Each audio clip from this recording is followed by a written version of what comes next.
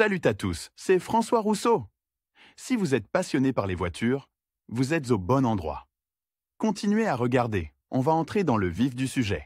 Parmi les nombreuses inventions qui aident les automobilistes dans leurs diverses relations avec leurs voitures, les fermeurs de coffre occupent une place importante. Ces dispositifs modernes sont très pratiques et permettent aux conducteurs et aux passagers de gagner du temps et de se simplifier considérablement la vie. Un ferme-porte de coffre typique est un dispositif qui permet d'ouvrir automatiquement son couvercle, la porte arrière de la voiture, à distance, sans contact. Cependant, tout le monde ne connaît pas les principes clés de la sélection, de l'installation et du fonctionnement des actionneurs électriques de serrure de coffre. D'après les statistiques, plus des 3/4 des automobilistes ont besoin d'informations complémentaires détaillées sur ce sujet. Actionneur électrique. La fonction d'ouverture automatique et à distance du couvercle du compartiment à bagages a été introduite relativement récemment dans la pratique de la construction automobile et a immédiatement fait de nombreux adeptes. Le fonctionnement du ferme-bagages électrique est simple. Il suffit d'appuyer sur le bouton correspondant à distance de la voiture pour que le coffre s'ouvre sans qu'il soit nécessaire de le toucher et sans intervention mécanique de la clé, comme c'était le cas auparavant. Les conducteurs expérimentés se souviendront de l'époque où il était souvent très difficile d'ouvrir le coffre à l'aide de la clé, en raison du gel de celle-ci à basse température, ce qui obligeait à la réchauffer, de la pénétration d'humidité ou de petits objets étrangers dans la serrure. De telles mésaventures sont désormais impossibles, car la porte peut être ouverte par tous les temps, même sans quitter l'habitacle. Et l'option traditionnelle d'ouverture mécanique de la serrure avec la clé n'est pas éliminée, mais reste en vigueur. Des commandes électriques faciles à manipuler sont désormais installées sur de nombreux modèles étrangers et nationaux, car leur structure et leurs principes de fonctionnement sont extrêmement simples. Le plus souvent, ils sont constitués de plusieurs petites pièces.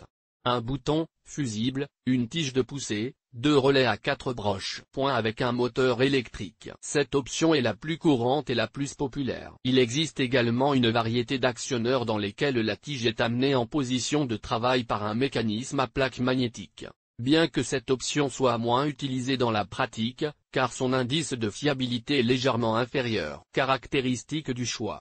Comme indiqué dans la section précédente, les 2 principaux formats de coffre-fort pour voitures électriques déterminent les spécificités de leur choix. Le conducteur qui souhaite acquérir une innovation aussi pratique doit tout d'abord décider lui-même laquelle de ces 2 options courantes pour sa voiture est la mieux adaptée à ses caractéristiques de performance. Lire aussi. Comment fabriquer de manière autonome un éclairage de coffre dans la voiture? Dans leur consultation, les spécialistes et les conducteurs professionnels recommandent généralement la version électrique, qui se distingue, comme nous l'avons déjà souligné, par une plus grande fiabilité. Étant donné que le choix de ces modèles dans le commerce moderne d'accessoires automobiles est énorme, le propriétaire de la voiture devra prendre en compte d'autres facteurs, notamment le prix, qui peut fluctuer dans une fourchette importante. En ce qui concerne le prix, les experts déconseillent de courir après des produits chinois ou similaires bon marché, dont le marché automobile national est littéralement inondé. Comme la pratique l'a prouvé de manière convaincante,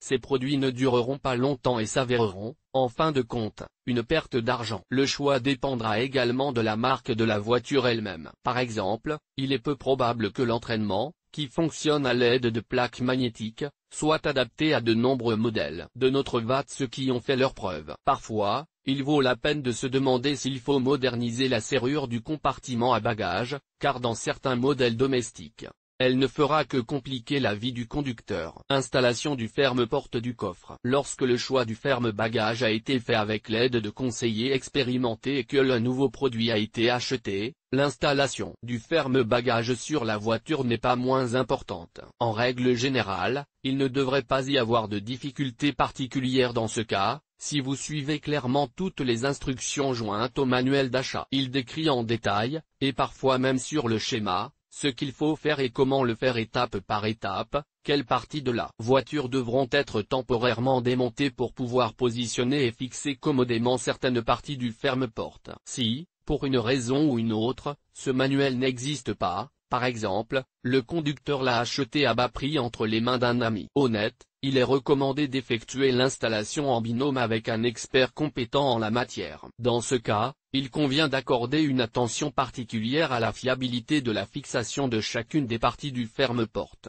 ainsi qu'à l'isolation des fils électriques. Toutes les procédures doivent être effectuées en filigrane, de manière à ce que la fermeture et l'ouverture du ferme-porte ne posent aucun problème. Si, pour diverses raisons, vous n'êtes pas en mesure de le faire vous-même, mais que vous disposez de ressources financières suffisantes, il est tout de même conseillé de demander l'aide de spécialistes expérimentés d'une station-service automobile réputée et digne de confiance. Lire aussi, cause et remède au sifflement de la courroie d'alternateur. En général, les actions suivantes sont utilisées pour installer le dispositif: démontage du couvercle en plastique, qui se trouve à l'intérieur du couvercle du coffre. Pose du câblage vers la serrure à travers le réseau électrique de l'allume-cigare. Installation du bouton de commande à l'endroit le plus approprié. Pose des câbles d'alimentation le long des seuils de la voiture. Cela nécessite environ 3,5 mètres de câble. Installation de la serrure elle-même. La dernière étape de la procédure est la connexion du dispositif. Dans ce cas, il est important de ne pas confondre les polarités, ce qui entraînerait un échec du travail. Fermer une botte de ses propres mains. Il n'est pas difficile d'effectuer soi-même le rebouchage,